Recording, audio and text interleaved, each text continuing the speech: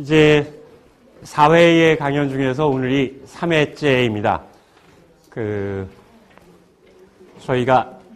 제가 1회, 2회 이렇게 말씀드린 내용을 집에 가서 가만히 복기해 보니까, 이렇게 허튼 소리가 많고, 실질적으로, 마키아벨리나 토마스 무어 자신을 이해하는데, 그 사람들의 생각을 이해하는데 관련된 내용은 많이 말씀드리지 못한 것 같아서요. 이번 시간에는 조금 더 홉스에 대해서 꼼꼼하게 한번 따져보려고 합니다. 어렵고 딱딱하다라는 얘기를 돌려서 하는 중입니다. 가지고 계신 그 강의 자료에 제일 처음에 보시면 제가 인용을 하나 해놨는데요. 아주 영국의 대표적인 사상사를 연구하는 연구자인데요. 마키아벨리 때에도 이야기가 되고 이 사람이 홉스까지 포함해서 서양 근대 사상사를 연구하는 아주 저명한 학자인데요. 그 사람이 이야기하는 것 중에 하나가 거기에 있는 것처럼 모든 정치 사상은, 그러니까 플라톤부터 시작해서 현대에 이르기까지 모든 정치 사상은 세 가지의 특징을 반영하고 있는데, 첫 번째는 그 사상을 만들어낸 시대의 문제가 반영되어 있다. 그래서 이건 아주 유명한 말로는 헤겔이라고 하는 사람이 모든 사상은 그 시대의 자식이다, 이렇게 말한 내용이 있거든요. 그런 의미에서 이제 홉스의 정치사상에도 홉스가 살았던 시대의 문제가 반영되어 있다. 그래서 저희는 홉스의 생각에 반영되어 있는 시대의 문제는 무엇인가라고 하는 걸 먼저 살펴보려고 하고요. 두 번째는 이 홉스의 사상에는 홉스 개인의 생애가 묻어 있다, 이렇게 말할 수 있습니다. 다 아는 이야기죠. 어떤 사람의 생각이나 사상에는 그 사람이 살아온 경험이 녹아 있죠. 근데 우리는 그 사람이 살아온 경험이라고 하는 것을 응축하고 체계적으로 정리하면 이제 그게 사상이 되는 것이니까요. 그래서 홉스의 사상을 알기 위해서는 홉스 개인의 체험과 홉스의 개인적인 생애를 잠시 살펴보려고 합니다. 그리고 제일 마지막으로는 거기에 적혀 있는 것처럼 그 시대가 가지고 있는 지적인 유산을 반영한다. 그러니까 홉스가 살았던 시대의 시대적인 정신적 기후랄까요? 이를테면 클라이밋 오브 오피니언, 그래서 시대의 정신적인 분위기가 어떠한 것인지를 반영하고 있다, 이렇게 말씀드릴 수 있는데요. 그래서 오늘 1부는 이제 홉스 개인의 생애, 그 다음에 홉스가 살았던 시대의 문제, 그리고 그 홉스가 살았던 시대의 문제를 홉스와 동시대의 다른 우리가 사상가라고 부르는 그런 인물들은 어떻게 해결하려고 노력했는가라는 것을 살펴보려고 하고요. 그 다음에 8시 반 정도에 브레이크를 한 다음에 5분 정도 쉬고, 그 다음번에는 홉스의 주저라고 알려져 있는 리바이던에 나와 있는 생각을 토대로 해서 오늘날 우리에게 홉스의 리바이던은 어떤 질문을 던지고 있는가라고 하는 걸 이 자리에 계신 분들하고 한번 생각해 보려고 합니다.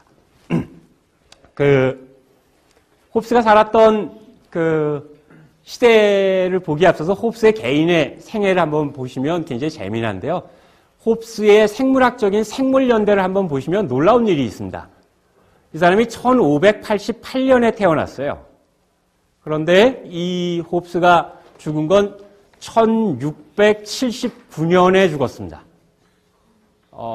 우리 나이로 93세에 죽었어요. 홉스는. 그 당시에 통계학적으로 알려져 있는 당대인들의 평균 수명은 30살 정도입니다. 그러니까 유아 사망률이 대단히 높고, 아시다시피 14세기부터 시작해서 16세기 홉스가 살았던 17세기까지도 유럽은 흑사병이라고 하는 게 굉장히 몇 년에 한 번 혹은 30년에 한 번씩 와가지고 거의 인구의 3분의 1씩 감소를 시키고 하는 일들이 있었는데요. 더 놀라운 것은 이 홉스라고 하는 이 인물은 한평생 죽음의 공포를 안고 산 사람이에요. 다시 얘기하면 홉스 자신은 살면서 언제나 나는 조금 있으면 죽을지 몰라 이렇게 생각하고 산 사람이에요. 그런데 죽은 실제는 당대 최고령일 겁니다. 조사하지 않았지만 기네스북이 당대에 있었다면 홉스는 93세라고 하는 그야말로 오늘날 우리 기준으로 봐도 장수한 셈이죠. 홉스는 평생 결혼을 하지 않아서 홉스에게 조문간 사람이 홉스의 자녀들에게 호상입니다 이렇게 인사는 못했겠지만 틀림없이 그 당대에도 호상입니다. 이게. 홉스는. 이 1588년에 태어난 이 시기도 아주 중요한 시기인데요. 이 1588년은 그 당시에 에스파니아의 해군이 영국을 침공한 시기입니다. 1588년이요. 그래서 1588년은 에스파니아에서 영국 본토로 직접 쳐들어갔어요. 배를 보내서요. 배경을 빼놓고 얘기하면, 근데 이 스페인 함대는 그거보다 한 17년 전쯤에 1571년에 그리스 앞에 있는 레반토라고 하는 해협에서요. 오스만 투르크, 오늘날의 터키 지역에 있었던 오스만 투르크 제국의 함대하고 싸워서 승리를 거둡니다. 그래서 아르마다라고 하는 무적함대라고 하는 칭호를 받았어요.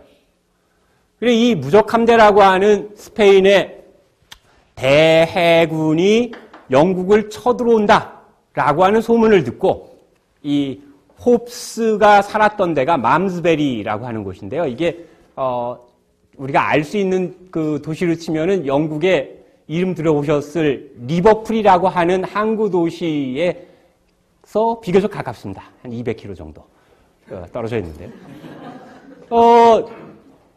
이 무적함대가 영국으로 쳐들어온다라고 하는 이야기를 듣고 홉스의 어머니가 홉스를 7개월 만에 조산을 해요. 그래서 우리로 하면 칠삭동이로 태어납니다. 그 태어나는 순간에 홉스의 어머니가 스페인 무적함대가 쳐들어온다는 소문을 듣고 두려움에 떨다가 조산을 한 셈이죠. 그런데 스페인 무적함대가 들어온다는 게 지금 같으면 뭐 페이북이든 트위터든 SNS를 통해서 금방 알았겠지만 그 당시에는 어떻게 알았겠어요? 이게 원래 일찍 쳐들어오려고 그랬는데 기후가 안 맞고 이래가지고 일찍 못 쳐들어오고 계속 지연이 된 상태였는데 더 그 당시 사람들을 두려움에 떨게 했던 건 이 16세기의 유럽 최고의 점성술사 중에 뮬러라고 하는 사람이 있었어요.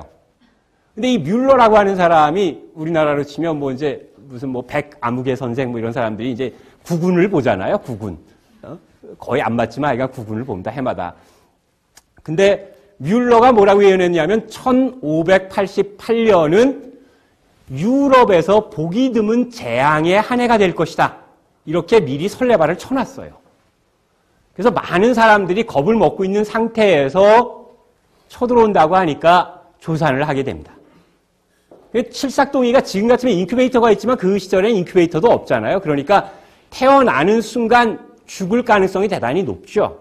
그래서 홉스는 짤막한 자기의 자서전에서 뭐라고 이야기하냐면 나는 공포와 쌍둥이로 태어났다.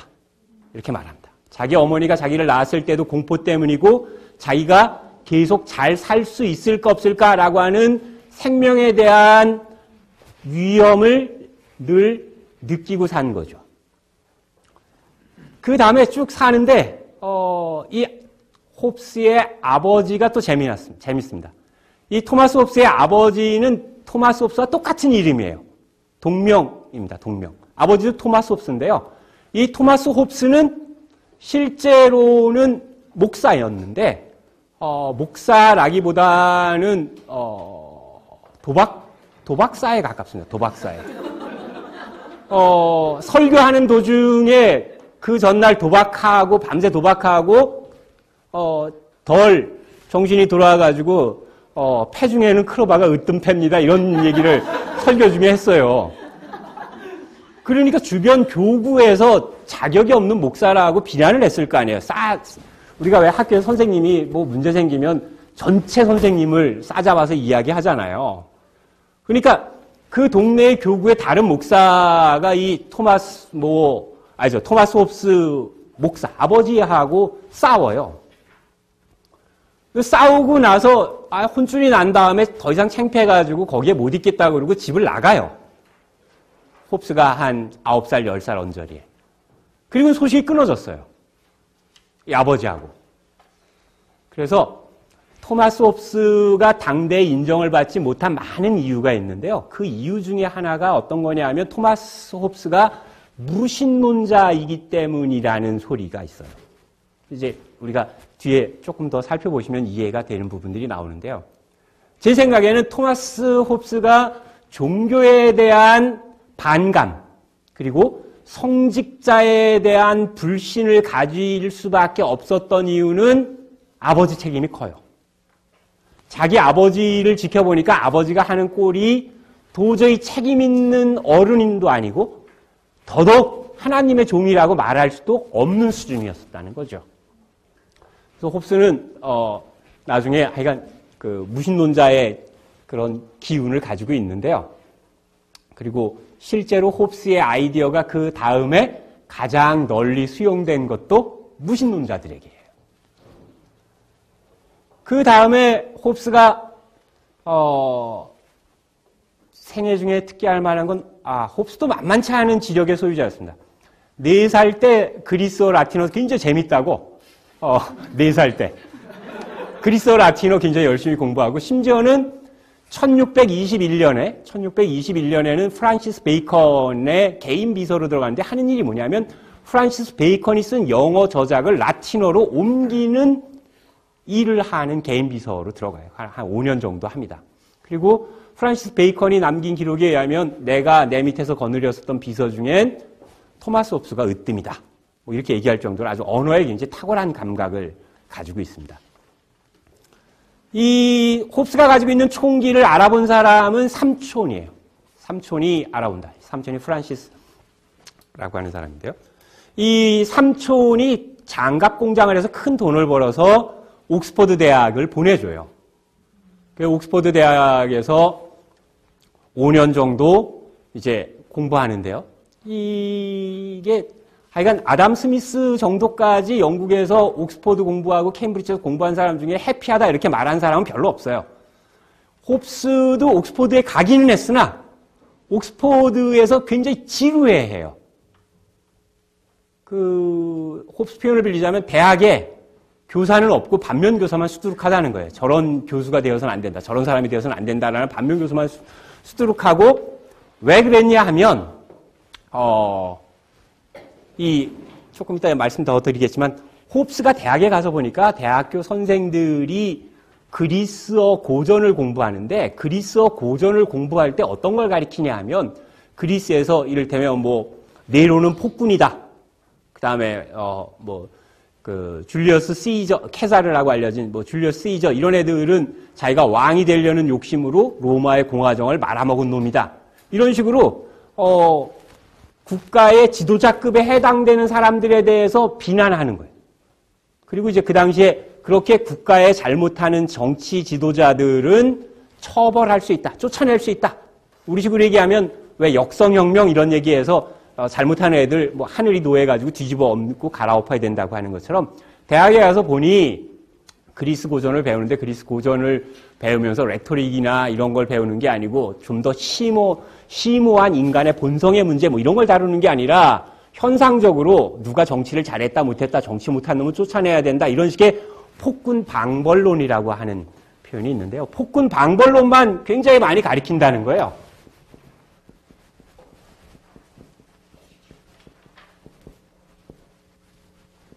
이게 이제 쫓아내고 벌 줘야 한다라는 뜻인데요.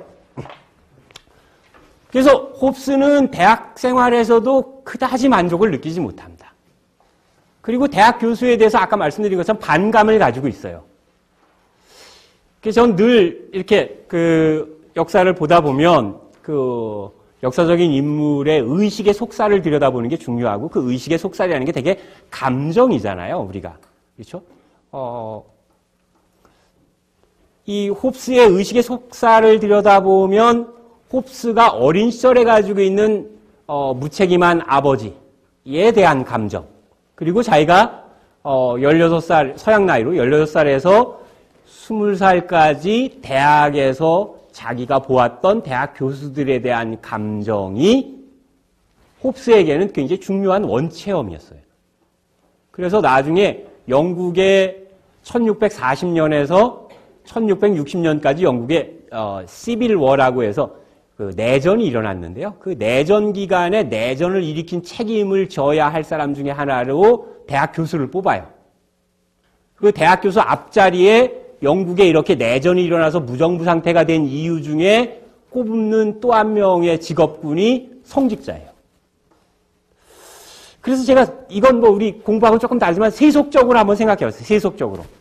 잘 생각해 보면 우리는 감정이 이렇게 중요한가라고 잘 생각 못 하지만 사실은 감정이 중요하다, 이게. 감정을 잘 돌봐줘야 된다.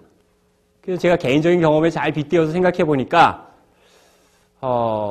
이런 경우가 있을 수 있더라고요. 이를테면 친구가 어렵다고 그래서 사업이 어렵다고 해서 이렇게 1,000만 원을 빌려줄 수 있어요. 기한도 없이. 그러니까 뭐, 빌려줄 수 있는데, 이를테면,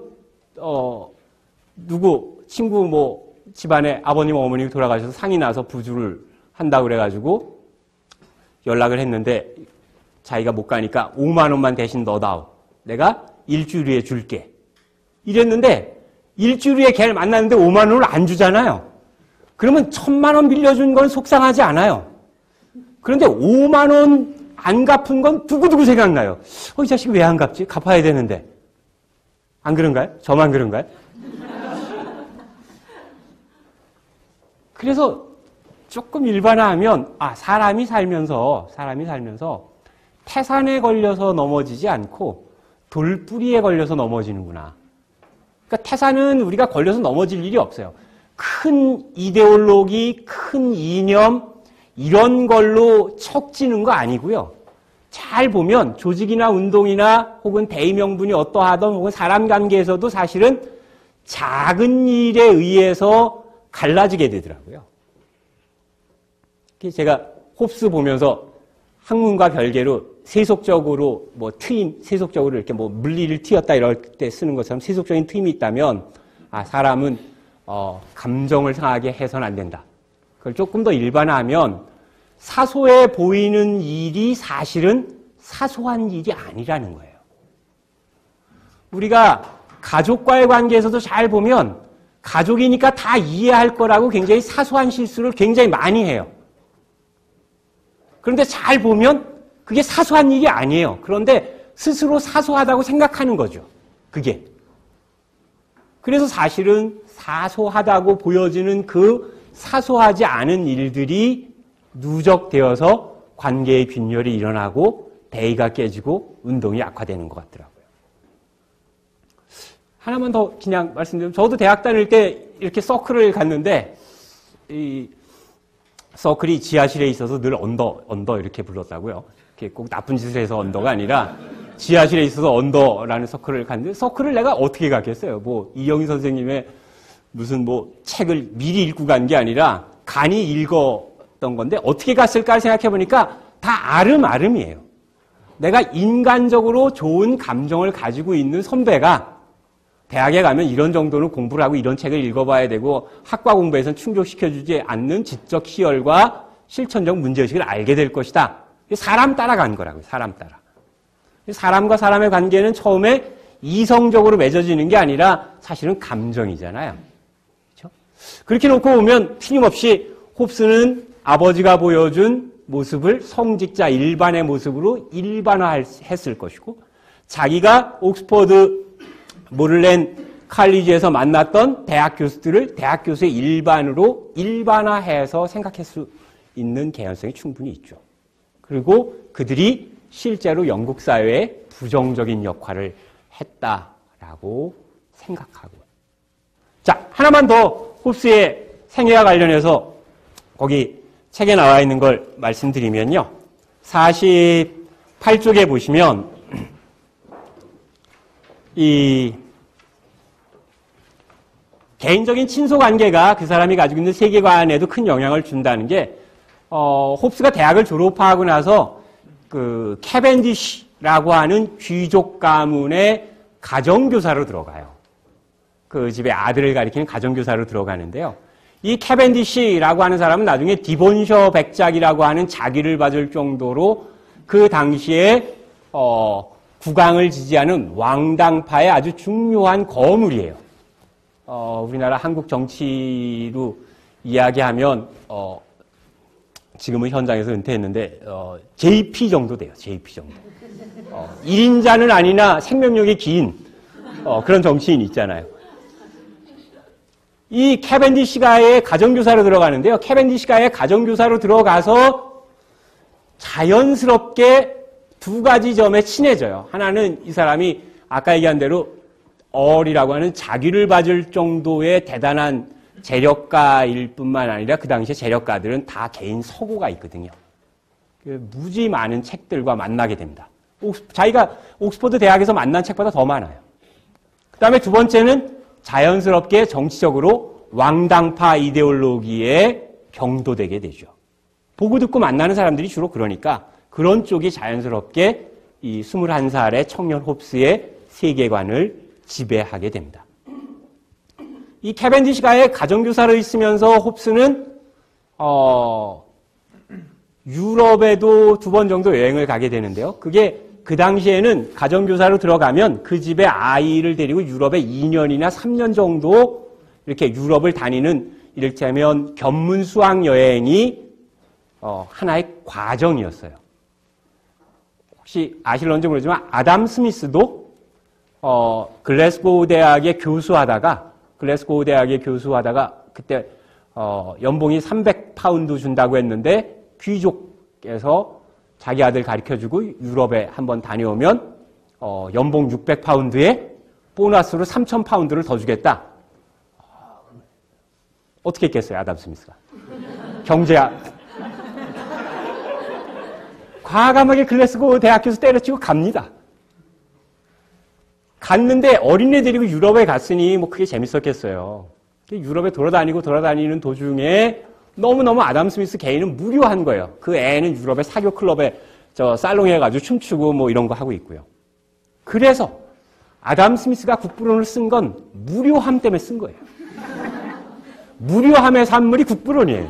실제예요. 제가 나중에 약간 기회 돼서 혹시 이걸 뒤에 이어서 하게 되면 이제 아담 스미스부터 또 하려고 그러는데요. 틀림없습니다.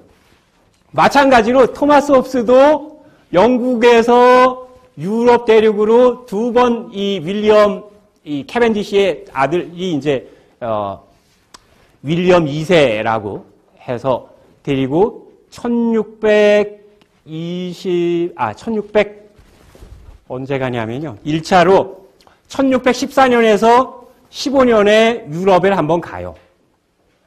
그것보다 더 중요한 게 언제 가는 거냐면 이 사람이 윌리엄 1세라고 하는 캐벤디시 귀족의 아들이 일찍 죽고 그 아들의 아들, 그러니까 캐벤디시 백작의 손자 윌리엄 3세를 데리고 1634년에서 1637년까지 3년간 파리에 체류를 해요. 파리에 체류를 하는데요. 그때 이 홉스가 중요한 사람을 만납니다. 이 16세기, 17세기죠.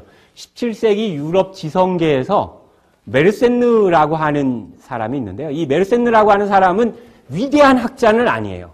그런데 이 사람은 유럽의 지성계를 네트워크로 연결해주는 연결의 정점에 있었던 사람이에요. 그러니까 우리로 하면 교통요지라고 하는 것처럼 인적 교류의 요지에 있었던 사람이 메르센느라는 사람이거든요. 어떤 역할을 했냐면 사람들의 편지가 오면 이를테면 홉스가 이 사람에게 편지를 쓰면 홉스의 편지를 자기가 복사가 아니라 쭉 대피를 시켜가지고요. 유럽에 있는 다른 지식인들한테 쫙 보내줘요. 그리고 갈릴레오가 뭐 했다 그러면 갈릴레오가 했던 걸 쫙 수합해서 또 다른 지역으로 쭉 보내주고요. 그러니까 뭐 인간 복사기 같은 사람이죠. 인간 복사기. 이 메르센느를 만나서 유럽의 많은 지식인들과 교류하게 되는데 그중에 대표적인 사람이 2명이 하나는 데카르트고 하나는 갈릴레오 갈릴레이예요. 데카르트하고는 안 맞아요. 홉스하고. 데카르트는 여러분 잘 아시는 것처럼 그거잖아요. 이렇게 뭐 고깃대 에르고즘이라 그래서 나는 생각한다.